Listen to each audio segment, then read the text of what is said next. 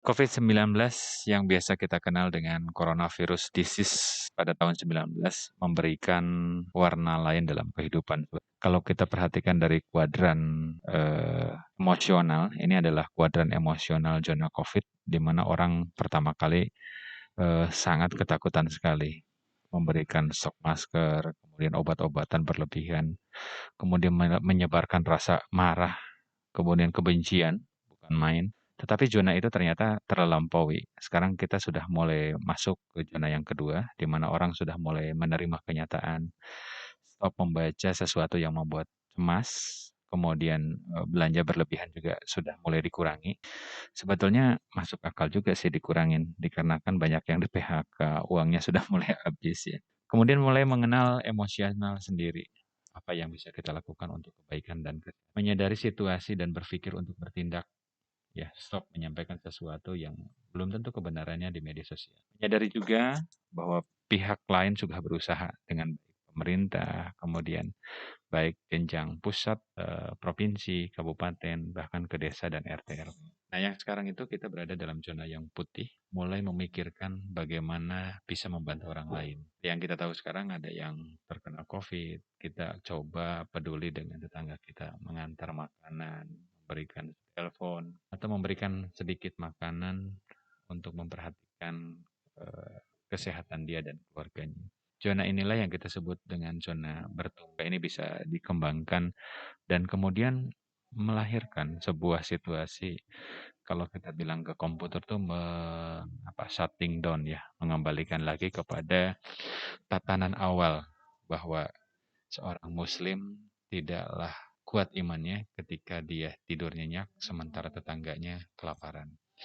Hikmah yang kita bisa ambil paling tidak. Kemudian untuk mengenal virus corona sendiri adalah dia ditularkan awalnya melalui hewan ke dalam manusia atau sebaliknya.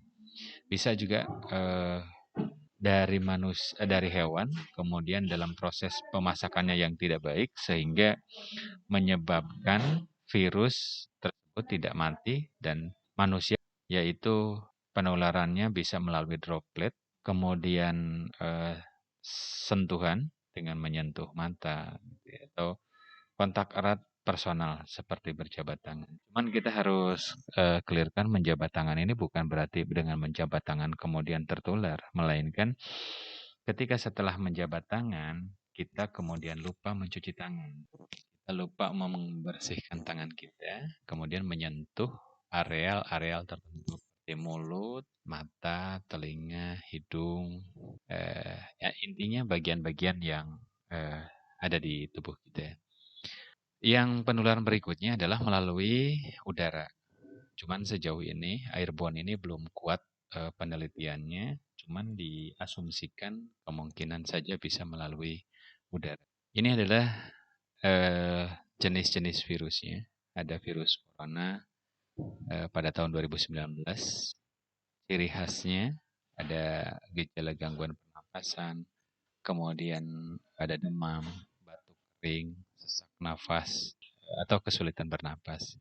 Sedangkan influenza biasanya demam tinggi, lebih dari 40 derajat Celcius, kemudian mual, sebagian mengalami keluhan, ada menggigil, batuk, kelelahan, sakit kepala, dan sebagainya. Sedangkan kalau pilek biasa, biasanya ada hidung tersumbat. Cuman dari beberapa tanda dan gejala klinis ini, sekarang tidak muncul dalam secara khas. Bisa saja dari tiga-tiganya dia masuk atau salah satunya. Ini yang harus kita waspadai dan kita curigai. Nah, yang kita obrolin dalam slide berikutnya adalah adaptasi kebiasaan baru atau kita yang biasa kenal dengan AKB. Ada apa sih yang digambar ini kita lihat? Ada para pejabat kita yang sedang melakukan rapat. Ada yang berbeda? Nggak ada. Makanan tetap ada, minuman tetap ada. Ini mohon maaf terbuka dikarenakan makanannya, kopinya udah diminum ya. Kemudian ada sesajen makanan-makanan di situ. Yang membedakan apa? Masker. Yang kedua adanya hand sanitizer. Ada juga gambar atau foto yang saya capture punya teman kegiatan waktu di salah satu puskesmas kita. Masih ada sajian-sajian makanan yang khas dikarenakan kegiatan ini pasca Lebaran kami lakukan. Yang berbeda adalah satu menggunakan masker, yang kedua terlihat ada hand sanitizer. Itu warna ungu, bukan sirup dengan rasa anggur ya, jangan diminum. Bicara adaptasi kebiasaan baru, sebetulnya tidak sesuatu yang mengagetkan atau bukan sesuatu yang bikin kita wah. Kenapa? Sunan Kalijaga sudah menginisiasi dari dulu. Bagaimana agama itu masuk ke Pulau Jawa dalam tataran Jawa, eh, dengan mengenal adanya pesan-pesan agama yang disampaikan dalam bentuk seni. Makanya kita kenal ada rebana, kemudian ada musik apa ya? Kalau di Banten kan ada dub gitu ya. Itu kan salah satu eh, adaptasi sebetulnya, tatanan mencoba memberikan nuansa lain dalam sistem pembelajaran tentang adaptasi dalam kebudayaan yang baru. Adapun arti kebiasaan sendiri menurut Kamus Besar Bahasa Indonesia, kebiasaan adalah sesuatu yang dikerjakan berulang-ulang kali, kemudian memiliki pola untuk melakukan tanggapan terhadap situasi atau yang dipelajari oleh seseorang atau individu yang dilakukan secara berulang dengan yang sama. Ini kalau kita perhatikan tentang kebudayaan. Kita mengenal dulu manusia zaman dulu belum mengenal kain. Artinya mereka tanpa busana. Lambat laun seiring dengan perkembangan, mereka punya akal budi ya. Kemudian terciptalah salah satu pelindung tubuh diawali dengan menemukan salah satu kain atau benda yang bisa menutupi badan kita selain nyaman, dia juga bisa memberikan warna lain atau mempercantik atau si pemakainya. Adapun adaptasi kebiasaan baru yang di kita, utamanya di sekolah adalah bagaimana kita membiasakan diri ketika kita mau masuk ke dalam sebuah ruangan, dilakukan pengukuran suhu tubuh. Ini mungkin kalau sudah dilakukan pembelajaran tatap muka langsung, PTM ini paling tidak protokol kesehatan tentang pengukuran suhu ini menjadi nomor pertama. Di mana kita meyakinkan siswa, guru, dan sekaligus orang-orang yang ada di sekolah, ketika dia mau masuk, sudah ditentukan dulu atau sudah dipastikan bahwa dia tidak demam. Apa pembuktiannya? Yakni badannya itu tidak memiliki suhu di atas 37. Yang kedua adalah tersedia sarana cuci tangan pakai sabun. Harapannya di depan kelas masing-masing itu sudah tersedia sarana cuci tangan pakai sabun. Cuci sabun sendiri cuci tangan sendiri itu ada beberapa langkah. Ada yang 5 langkah, ada yang 6 langkah. Semuanya benar. Yang salah adalah yang tidak melakukan cuci tangan. Cuci tangan hendaknya di bawah air mengalir, tidak lagi di kobokan, udah nggak zamannya. Atau di ruangan itu tersedia hand sanitizer, sehingga ketika kita tidak bisa melakukan cuci tangan, maka bisa dibantu dengan penggunaan hand sanitizer. Cuman kami menyarankan yang terbaik itu adalah dengan menggunakan sabun dan air, bukan cuci tangan menggunakan hand sanitizer. Ini bagaimana kita juga membiasakan diri hand sanitizer ini bisa nempel di tubuh kita. Kemanapun kita bepergian, di saku, tas, celana, atau pegangan kita selalu membawa hand sanitizer. Ruangan itu dilakukan desinfektan. Desinfektannya banyak cara, yang banyak kita kenal dengan salah satu bakteriologis kita dengan perbandingan 1:10. Ini kita bisa bikin. Kemudian ruangan didisinfektan minimal 2 jam atau 1 jam sebelum dilakukan atau sebelum dipakai ruangan tersebut. Mejanya. Kita juga diharapkan datang ke sekolah sudah menggunakan gel atau masker ya. Jadi agar ketika nanti ada percikan itu tidak lagi mengenai mata, hidung atau terhirup pada udaranya melalui mulut kita sehingga paparannya bisa kita minimalisir. Menjaga jarak ini juga menjadi kewajiban bahwa dalam sebuah kelas desain untuk ruang belajar juga diatur minimalnya jarak 1,5 meter sampai dengan 2 meter. Sehingga modifikasi masuk siswa itu sangat penting. Misal ada siswa 30, maka yang 15 itu masuk pagi, yang 15 lagi masuk. Gak nyaman sih buat yang siang. Tapi ada apa lagi? Ini situasi yang membuat kita modifikasi jam belajar seperti tadi yang saya sampaikan bahwa eh, masuknya itu harus diatur. Dari kapasitas ruangan itu hanya boleh 50%. Jadi kalau ada 20 hanya boleh 10, 10-nya siang. Begitupun dengan kalau misalkan 30 tadi contohnya yang 15-nya siang. Kemudian kita juga sekarang melek teknologi. Ponsel kita sudah pada pintar semua, tetapi sayang penggunanya yang belum smart untuk menggunakan. Kita masih banyak menggunakan ponsel, menggunakan tablet itu buat nonton lebaran, nonton sinetron, tapi tidak dimanfaatkan untuk hal yang berguna. Searching tentang pendidikan, searching tentang bagaimana menjaga kesehatan di masa COVID dan pandemi, mencari informasi tentang untuk meningkatkan imunitas terbaik dengan alamiah apa. Apakah harus dengan berjemur, apakah harus dengan makan buah-buahan yang ada di sekeliling kita. Ini yang kita harus kita pahami. Dulu kita mengenal bahwa 4 sehat 5 sempurna. Sekarang masuk dalam gizi seimbang. Dulu kita mengenal banyak vitamin itu melalui buah-buahan yang keren-keren. Ada jeruk yang warna kuning. Kenapa nggak pakai jeruk lagi? Kemudian jeruk Medan. Atau mungkin kalau yang di kampung-kampung ada jeruk, apa namanya? Jeruk buah Bali ya. Nah, itu juga kan bisa. Ya, ekonomis, tapi vitamin C-nya tinggi. Kemudian apabila sedang sakit atau flu, nggak zaman lagi tuh nongkrong bareng-bareng sama teman, main video game bareng sama teman. Istirahatlah, biar tubuh kita mengalami recovery dengan baik, sehingga cuma 2-3 hari kita bisa kembali aktivitas. Tapi kalau misalkan kita terpapar COVID, dibuktikan dengan ada reaktif dari pemeriksaan baik antigen ataupun dengan PCR, maka sebaiknya isolasi mandiri atau istirahat di rumah itu 10-14 hari. Sebab masa inkubasinya memang di situ. Kemudian yang berikutnya adalah pakai masker. Nah, ini kalau kita mengenal pesan ibu ya, salah satunya menggunakan masker. Masker itu bukan di dagu. Masker itu bukan di kepala, tetapi yang menutup hidung, mulut, ya. Bahkan sekarang disarankan untuk menggunakan masker itu dengan 3 lapis. Mandi, ya, sepulangnya dari sekolah, aktivitas, sempatkan segera atau sesegera mungkin untuk mandi. Bersihkan diri, jadi pakaian itu simpan di luar, kemudian kita langsung masuk kamar mandi, ganti baju, masuk ke rumah, baru aktivitas dengan kita yang bagus. Tidak membudayakan salaman langsung.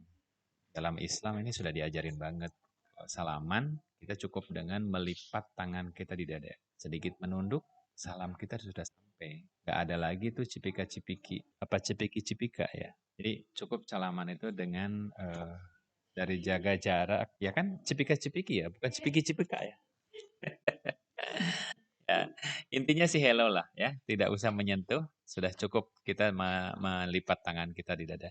Nah, satu lagi, pada saat kita ngomongin budaya nih, pada saat kita berdoa, si pemimpin doa yang baca doa, kemudian bilang selesai dan amin, budaya kita adalah menseka wajah kita atau menyentuh wajah kita sambil mengucapkan amin. Padahal sebetulnya tidak usah melakukan itu, insya Allah doa kita didengar sama Allah, doa kita didengar sama Tuhan. Jadi itu budaya yang tidak terasa sebetulnya.